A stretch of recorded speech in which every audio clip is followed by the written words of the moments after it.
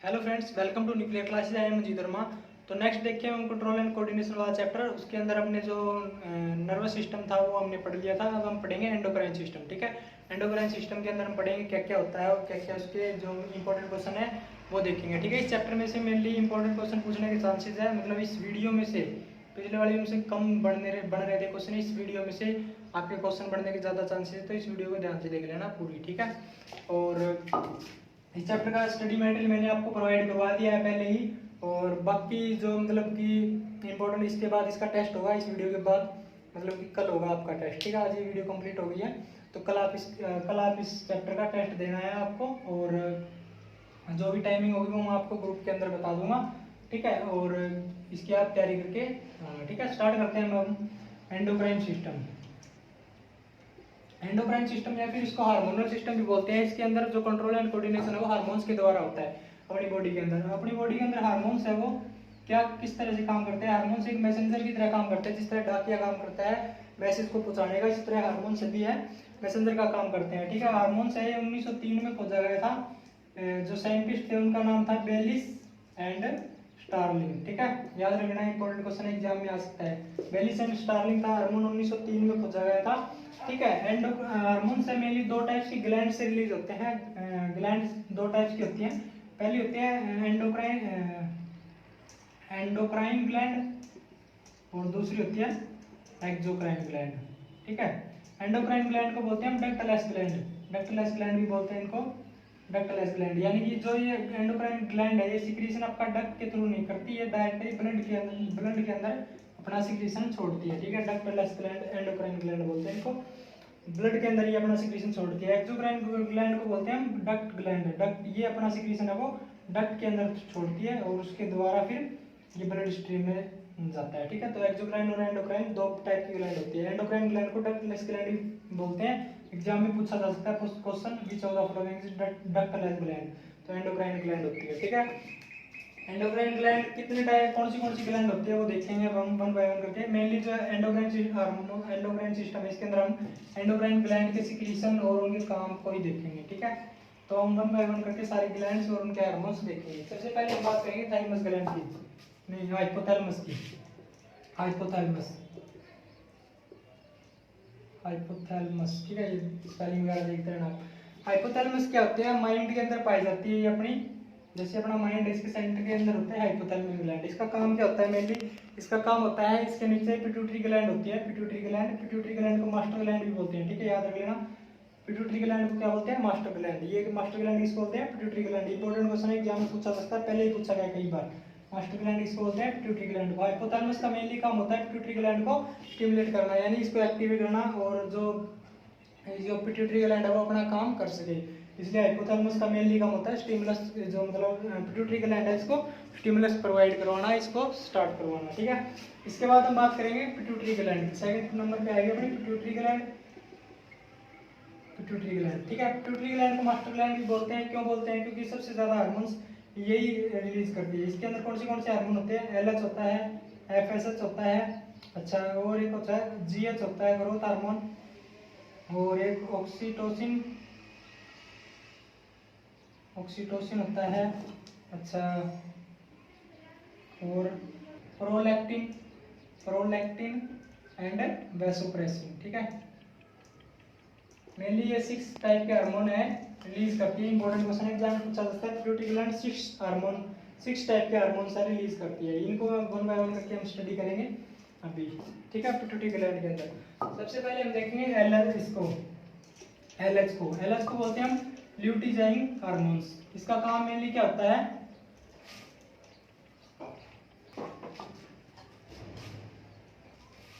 LH का मतलब होता है ल्यूटिजाइंग हार्मोन। ठीक है, ल्यूटिजाइंग हार्मोन, इसका मेनली काम क्या होता है, इसका काम होता है ओव्यूलेशन करवाना, और जो अपने हो गए टेस्टोस्टेरोन एंड प्रोलैक्टिन हार्मोन, इनको रिलीज करवाना होता है ल्यूटिजाइंग हार्मोन का काम। ठीक है, प्रोजेस्टेरोन और प्रोलैक्टिन हार्मोन इनका मैं बाद में बताऊंगा काम आपको। ठीक है। मेनली ल्यूटिनाइजिंग हार्मोन का काम देखो आप क्या क्या होता है। इसका काम होता है ओव्यूलेशन करवाना, और टेस्टोस्टेरोन और प्रोजेस्टेरोन हार्मोन है, इनको भी रिलीज करवाने में इनको स्टिमुलस प्रोवाइड करवाता है। जो ऑर्गन्स होते हैं, जैसे टेस्टोस्टेरोन अपना जो टेस्टिकल से रिलीज होता है, तो उनको उनके लिए काम करता है ये एलएच हार्मोन, ठीक है। एलएच के बाद हम बात करेंगे एफएसएच। इसका काम होता है follicle stimulating hormone, stimulating hormone, follicular stimulating hormone बोलते हैं एफएसएच को, ठीक है। इसका मेनली काम होता है गोनाड्स को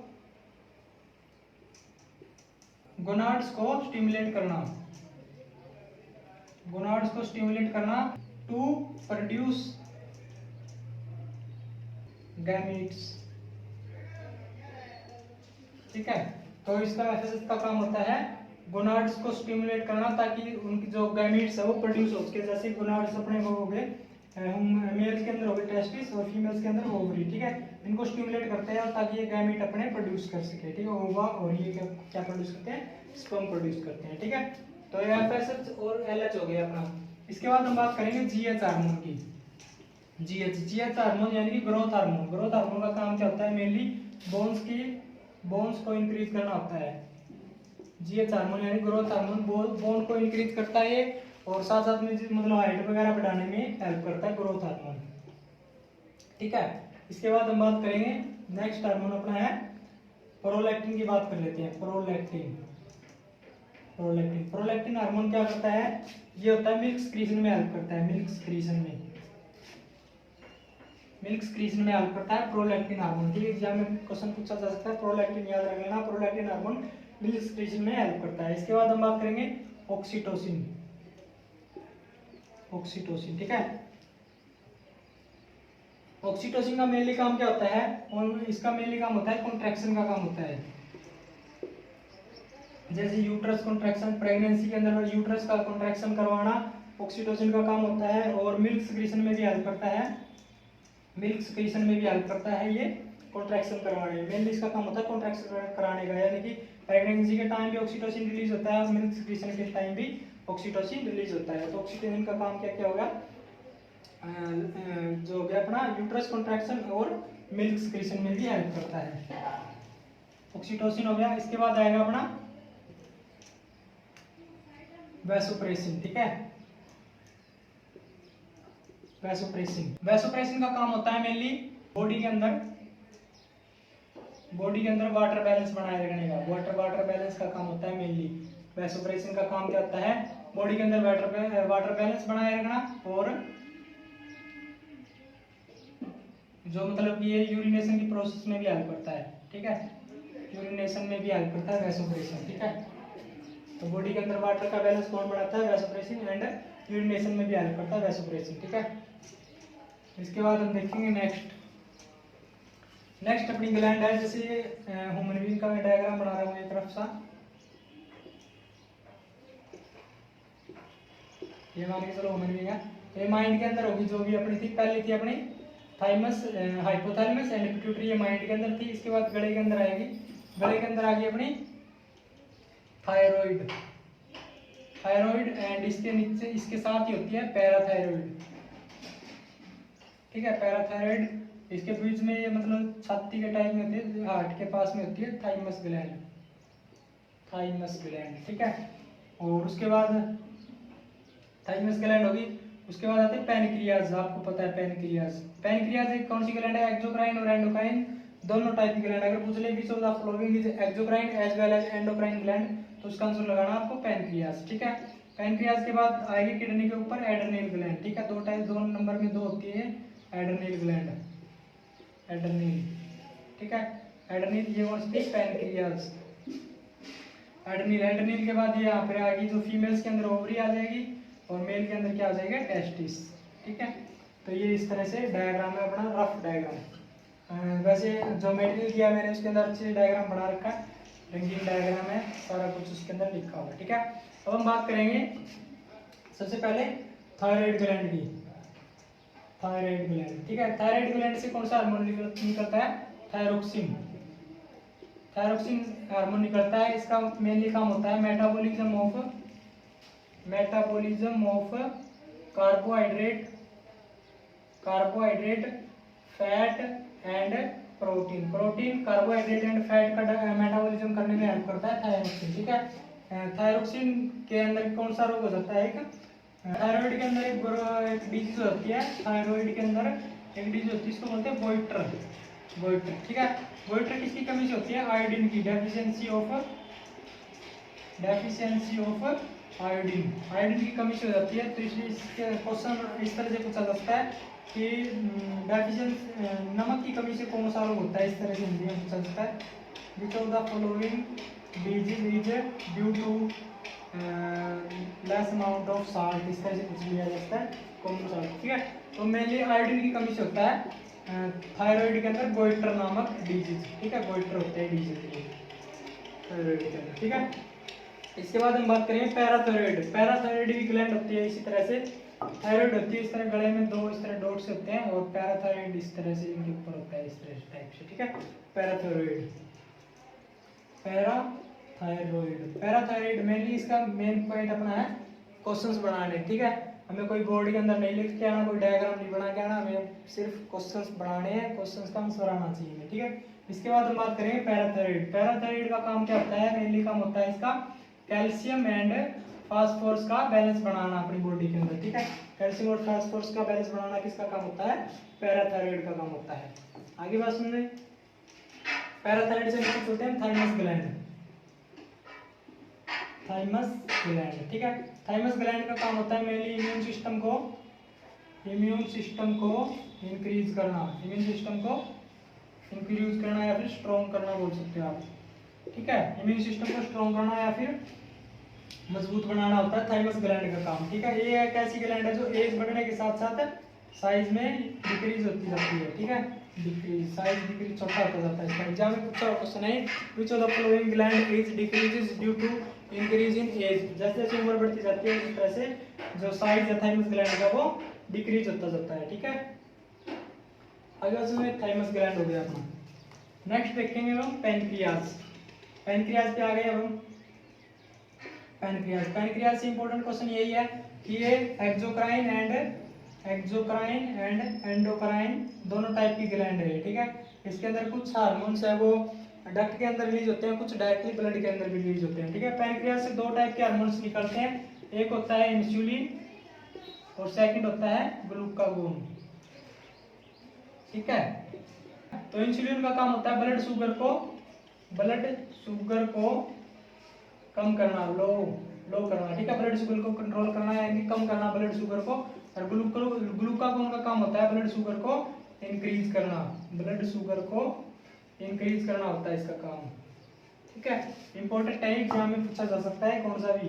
ठीक है, मेनली हम इंसुलिन को याद रखते हैं, ग्लूकागोन को भूल जाते हैं, एग्जाम में पूछा जा सकता है ग्लूकागोन का भी क्वेश्चन। ठीक है, इंसुलिन का इंजेक्शन जो मतलब जो पेशेंट है जिसके अंदर शुगर ज्यादा हो गई है तो उसको इंसुलिन दिया जाता है ताकि उसकी ब्लड शुगर है वो इंक्रीज हो जाए। ठीक है, और जिसको मतलब कि ब्लड शुगर की कमी है तो उसके जो शुगर लेवल उसका डाउन हो गया तो उसको ग्लूकागोन का इंजेक्शन दिया जाता है ब्लड शुगर को इंक्रीज करने के लिए। ठीक है, तो ये दो टाइप के इंजेक्शन होते हैं। इसके अंदर देखो 3 क्वेश्चन बढ़ेंगे पैनक्रियाज के अंदर क्या क्या, एक तो ये एक्सोक्राइन और एंडोक्राइन ग्लैंड है, दूसरा इंसुलिन से कौन सा हार्मोन मिलता है, शुगर को लो करता है इंसुलिन, और ग्लूकागोन शुगर को इंक्रीज करता है। ठीक है, पैनक्रियाज हो गया अपना। नेक्स्ट देखेंगे अब हम एड्रेनल। एड्रेनल ग्लैंड होती है, एड्रेनल। ठीक है, एड्रेनल ग्लैंड, एड्रेनल के अंदर दो टाइप के हार्मोन रिलीज होते हैं, तो एड्रेनलिन, ठीक है, एड्रेनलिन एंड एक नॉन एड्रेनलिन। ठीक है, दो टाइप के ग्लैंड हार्मोन्स रिलीज होते हैं इसके अंदर। सबसे पहले हम देखेंगे एड्रेनलिन। एड्रेनलिन हार्मोन को हम इमरजेंसी हार्मोन भी बोलते हैं। ठीक है, इमरजेंसी हार्मोन क्यों बोलते हैं? जिस टाइम मतलब किस कभी अपनी जो कभी लड़ाई वगैरह हो जाती है या फिर कोई भी इमरजेंसी कंडीशन हो जाती है तो उस टाइम पे जो हार्मोन्स है ये एड्रेनल हार्मोन रिलीज होता है। इसका काम क्या होता है? मेनली इसका काम होता है हार्ट बीट को इंक्रीज करना, ब्रीदिंग रेट को इंक्रीज करना। ठीक है, रेस्पिरेटरी रेट को इंक्रीज कर देता है और हार्ट बीट को इंक्रीज कर देता है, और जो मतलब है ब्लड के अंदर शुगर की अमाउंट को बढ़ा देता है। ठीक है, ब्लड के अंदर शुगर के अमाउंट को बढ़ा देता है ताकि जो मतलब इमरजेंसी कंडीशन से वो निपटा जा सके। ठीक है, इसके बाद आता है अपना नॉन एड्रेनल हार्मोन, ठीक है। Non adrenal hormone, adrenal hormone को करो या मरो हार्मोन बोल देते हैं, ठीक है, करो या मरो हार्मोन, ठीक है। फाइट और फ्लाइट बोलते हैं इसको, fight and flight hormone, fight and flight hormone भी बोलते हैं एड्रेनल को। याद रखना, एग्जाम में पूछा जा सकता है 2 point, fight and flight hormone या फिर करो या मरो हार्मोन, इस टाइप से बोल दिया जाता है। नॉन एड्रेनल का काम होता है इसी तरह से इमरजेंसी जो मतलब एड्रेनलिन ने जो इमरजेंसी प्रोड्यूस की थी उसको वापसी कंट्रोल में लेके आना, जैसे हार्ट बीट को कम करना, ब्रीथिंग रेट को कम करना, रेस्पिरेटरी रेट को कम करना, ब्लड शुगर को कम करना, ठीक है। तो इसको नॉर्मल कंडीशन में लेके आने के लिए नॉन एड्रेनलिन हार्मोन काम करता है, ठीक है। कहाँ पर पाई जाती है? किडनी के ऊपर पाई जाती है, नंबर में 2 होती है, किडनी के अंदर पाई जाती है, किडनी के ऊपर पाई जाती है। जैसे किडनी होती है इस टाइप से कोनिकल शेप की होती है, दोनों किडनी के ऊपर पाई जाती है एड्रेनल ग्लैंड, ठीक है।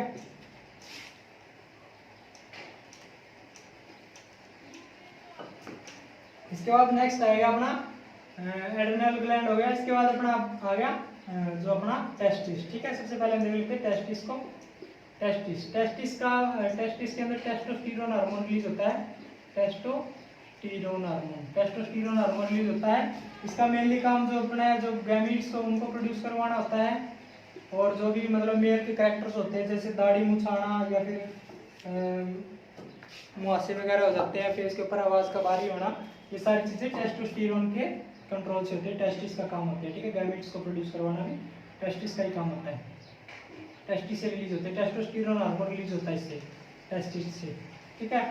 नेक्स्ट देखेंगे अब हम, नेक्स्ट अपनी ये बच गई ओवरी। ओवरी, ठीक है। ओवरी से 2 टाइप के हार्मोन रिलीज होते हैं, कौन सा? पहला होता है एस्ट्रोजन।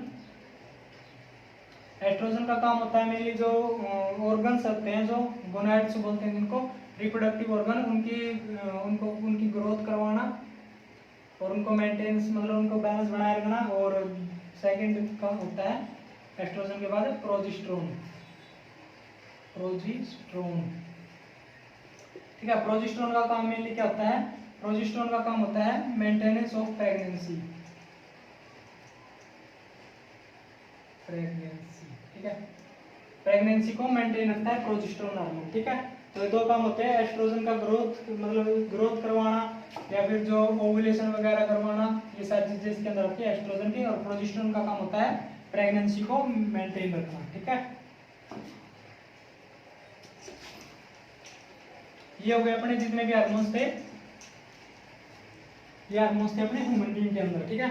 अब हम पेड़ पौधों के अंदर देखेंगे जो प्लांट्स होते हैं उनके अंदर। उससे पहले हम 2 क्वेश्चन और देख लेते हैं। सबसे पहले एक क्वेश्चन जो मैंने पहले बता दिया था, मास्टर ग्लैंड किसको बोलते हैं?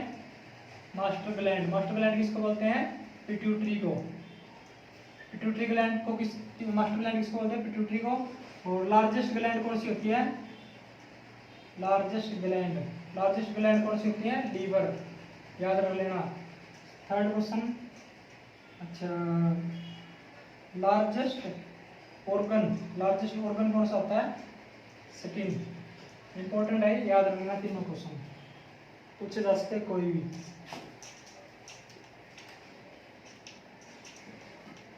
एक वो पैंक्रियाज वाला याद रख लेना, ग्लूकोज वगैरह वाला, ठीक है, उसमें से भी क्वेश्चन पूछा जा सकता है, इंपॉर्टेंट है। सारे इंपॉर्टेंट जो मैंने पढ़ाए, जो मतलब ऐसे मान के चलो बड़ा ही पढ़ा रहा हूँ मैं, मोटा सारा कुछ, ठीक है। डिटेल में आपको नोट्स के अंदर मिल जाएगा। बाकी इसमें से आएगा जो भी एग्जाम के अंदर क्वेश्चन पूछा जाएगा वो इसमें से आएगा, मोटा जो भी है जो मतलब इम्पोर्टेंट है वो, ठीक है, ज़्यादा उसमें नहीं जाना।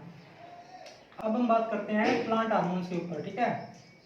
प्लांट हार्मोन्स, ठीक है। प्लांट हार्मोन्स के ऊपर बात करेंगे अब हम।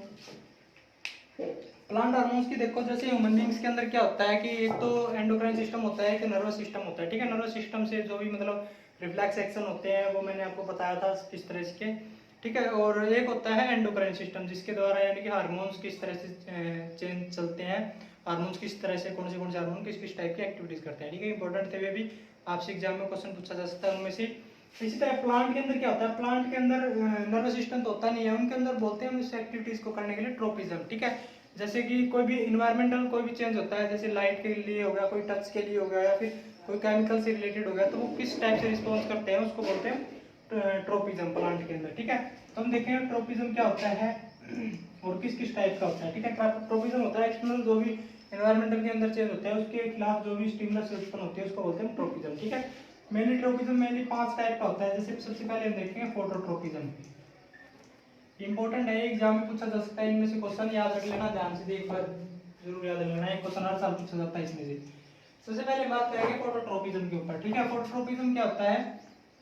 फोटोट्रोपिज्म जैसे एक प्लांट है, हमने अंधेरे कमरे में लगा दिया और एक साइड से रोशनी लगा आ रही है उस कमरे के अंदर, जैसे सन है, ठीक है। ये प्लांट लगा हुआ है इसके अंदर, तो क्या होगा कुछ टाइम के बाद ये प्लांट है रोशनी की तरफ मुड़ना शुरू हो जाएगा, इसको बोलते हैं फोटोट्रोपिज्म, ठीक है।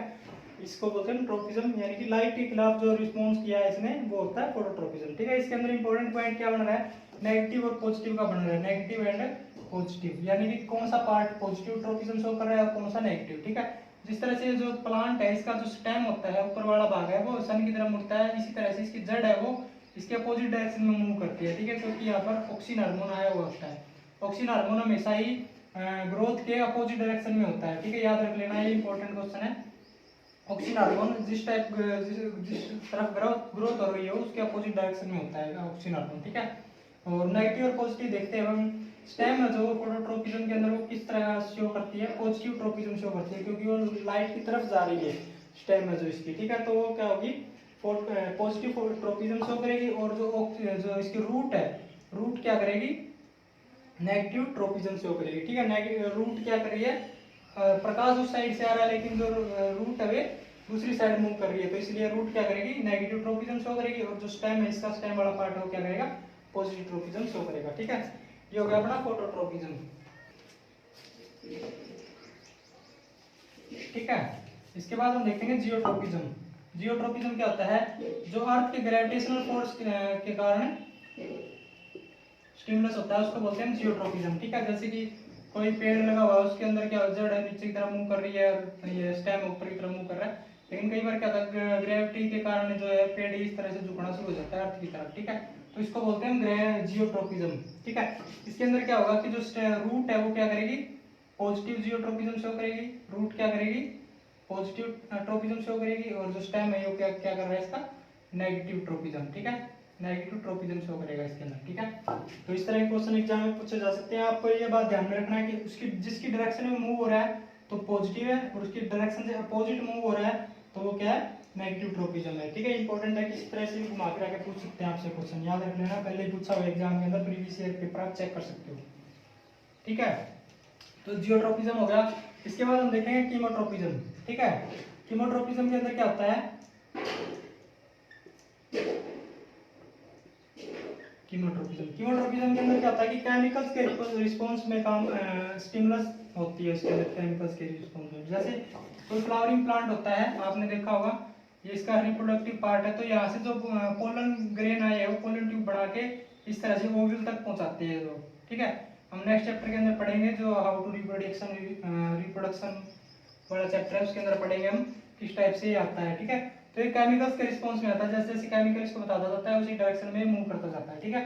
तो ये होगा कीमोट्रोपिज्म। केमिकल्स के रिस्पॉन्स में जो आएगा उसको कीमोट्रोपिज्म बोलते हैं। पिछली साल ये क्वेश्चन पूछा हुआ था कीमोट्रोपिज्म वाला, याद रख लेना, ठीक है। पिक्चर करवाऊंगा मैं, पूरे पूरे इनमें से क्वेश्चन पूछने के पूरे पूरे चांसेस है, ठीक है। मैं भी पूछूंगा आपसे इनमें से क्वेश्चन, तो ध्यान से पढ़ लेना है। कीमोट्रोपिज्म हो गया। सॉरी। तो सबसे पहले हम देखेंगे कीमोट्रोपिज्म हो गया अपना, फोटोट्रोपिज्म हो गया। इसके बाद हम देखेंगे हाइड्रोट्रोपिज्म। हाइड्रोट्रोपिज्म के अंदर क्या होगा? हाइड्रोट्रोपिज्म के अंदर वाटर के लिए होगा। इसके अंदर क्या होगा? जैसे हमने कोई प्लांट लगा दिया किसी वाटर के, और एक डायरेक्शन में हम वाटर डाल रहे हैं डेली, तो इसकी जो जड़ें हैं वो क्या करेगी? पानी की तरफ मूव करना शुरू कर देगी, ठीक है। तो हाइड्रोट्रोपिज्म के अंदर रूट क्या करती है? पॉजिटिव ट्रोपिज्म शो करती है, पॉजिटिव ट्रोपिज्म शो करती है रूट। और जो इसका स्टेम है वो इस डायरेक्शन में मूव करेगा, तो इसका जो स्टेम है वो क्या करेगा? नेगेटिव ट्रोपिज्म शो करेगा, ठीक है। नेगेटिव ट्रोपिज्म, आगे बात समझे। इसके बाद हम देखेंगे